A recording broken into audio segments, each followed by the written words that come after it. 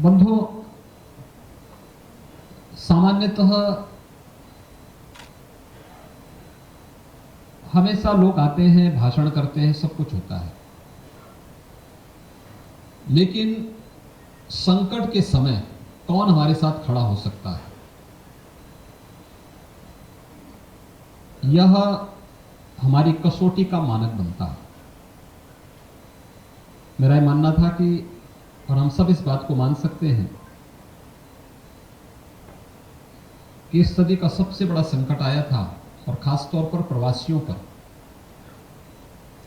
जब इस सदी की सबसे बड़ी महामारी आई थी। और उस महामारी के दौरान किस प्रकार की स्थिति थी। उत्तर प्रदेश देश का एकमात्र राज्य था जिसने अपने यहां से पलायन नहीं होने दिया, लेकिन उत्तर प्रदेश के हर एक प्रवासी के लिए अपने द्वार भी खोले और उनके गंतव्य तक पहुंचाने के साथ साथ उन्हें हर प्रकार का सहयोग करने में अपना योगदान दिया। लोग बहुत सारी चर्चाएं करते थे, लेकिन हम आभारी हैं प्रधानमंत्री मोदी जी के, जिनके मार्गदर्शन और प्रेरणा से हम लोगों ने उस समय 40 लाख प्रवासी उत्तर प्रदेश के अंदर आए थे। सभी लोग चिंतित थे, कहां जाएंगे, क्या करेंगे, आप क्यों ऐसा काम कर रहे हैं, अपने ऊपर ये सब बवाल क्यों लेना चाहते हैं। मैंने कहा उत्तर प्रदेश के हैं और उनका उत्तर प्रदेश में पूरा अधिकार है, और जो कुछ हमारे पास होगा हम हर संभव उनकी मदद करेंगे। और मुझे प्रसन्नता है कि हर एक प्रवासी उत्तर प्रदेश वासी ने पूरा अनुशासन का ध्यान रखा, उत्तर प्रदेश शासन की सुविधा को सिर आंखों पर रख करके, और फिर हमारे साथ मिलकर के उत्तर प्रदेश के अंदर कोरोना प्रबंधन का एक बेहतरीन उदाहरण प्रस्तुत किया, जो देश के अंदर एक मॉडल भी बना। हम संकट के साथी हैं, चुनौतियां आने पर हम पलायन नहीं करते, उसका मुकाबला करते हैं। और उत्तर प्रदेश में आज बदलती हुई तस्वीर उसी का उदाहरण है। आपने बदलते हुए उत्तर प्रदेश को देखा है पिछले 5 साल के अंदर। हर एक सरकार ने अपने स्तर पर योगदान किया होगा, करना भी चाहिए, जनता इसलिए चुनती भी है। लेकिन आपके सामने यह भी उदाहरण होना चाहिए, उत्तर प्रदेश के अंदर आज से 5 वर्ष पहले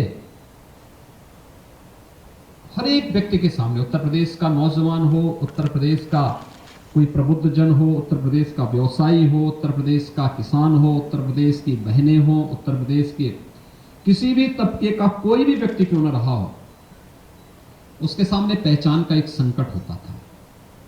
पता नहीं लोग क्या सोचेंगे, लोग क्या बोलेंगे, लोग अपनी पहचान बताने में संकोच करते थे।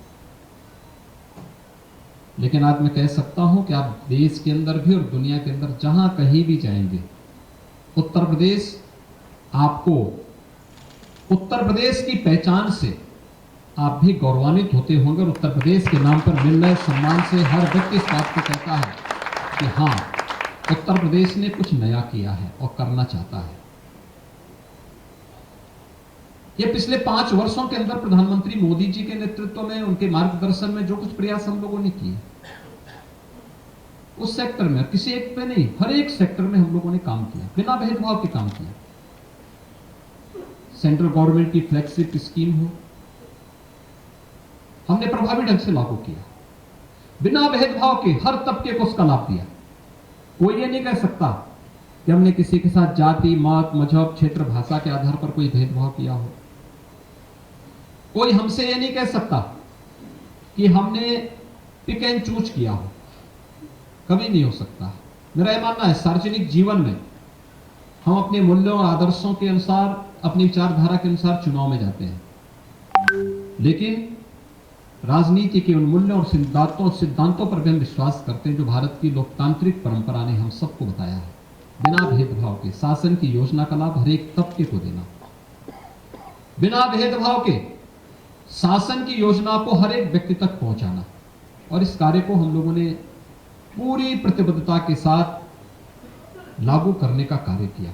आज परिणाम है किस रूप में, याद करिए, जब हम लोगों ने उत्तर प्रदेश में पहले दिन मैं आया था तो मैंने 2 काम किए थे। एक, आप लोग मुंबई में रहते हैं, बहुत संकट नहीं होगा, लोगों के एक कल्चर भी है। लोगों ने पहले दिन से ही अपने व्यस्त दिनचर्या को अपने जीवन का हिस्सा बनाया। लेकिन उत्तर प्रदेश के अंदर आज से 5 वर्ष पहले ऐसी स्थिति नहीं थी। बेटियां सुरक्षित नहीं थी, स्कूल नहीं जा पाते थे, जबरदस्ती उठाने की शिकायतें मिलती थी। बहुत सारे अभिभावक अपने बच्चों को दूर हॉस्टल में भेजते थे। जिनके पास कैपेसिटी नहीं, वो क्या करते रहे होंगे। बहुत सारे लोगों ने अपनी बेटियों को स्कूल भेजना बंद कर दिया था। बहनें बाजार नहीं जा पाती थी, हर जगह सुरक्षा का वातावरण था। तो मैंने आने पर 2 काम किए थे। एक कि बहन और बेटियों की सुरक्षा की गारंटी होनी चाहिए, और दूसरा कि इल्लीगल कोई भी कार्य नहीं होगा।